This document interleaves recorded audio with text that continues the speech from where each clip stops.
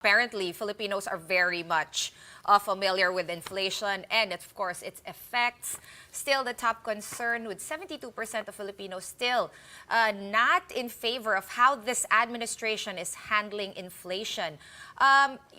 Ronald, sometimes it's shocking because you wouldn't think, no, an ordinary person would even know kung ano ba yung inflation and what gives.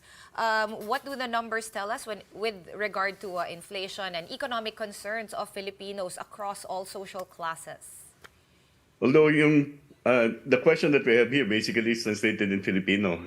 Gaano kayo nag-aaproba sa pagganap ng tungkulin para tugunan yung mataas na presyo mga bilihin. So, and it basically shows that people are still concerned with regard to high prices, despite the fact that you've had headline and core inflation essentially declining in the past quarter. The prices remain high, and people are not satisfied, are not approving of the initiatives or steps taken by the administration in terms of addressing this problem, which is a perennial problem mentioned across all of our surveys in the last almost 30 years. No? So it's always been there. It's the number one problem.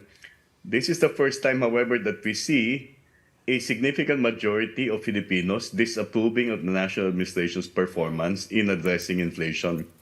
We've had majorities in the past disapproving, but this is 73%. So it's rather high relative to the surveys that we conducted previously. How can you explain the discrepancy between that being so high and yet the approval ratings of the president and the VP at least slightly, albeit statistically and significantly going up?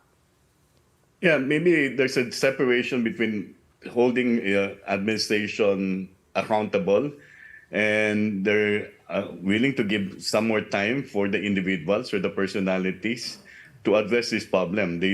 Maybe people are aware that the administration might not be necessarily working in tandem with regard to collaborating with regard to addressing this problem.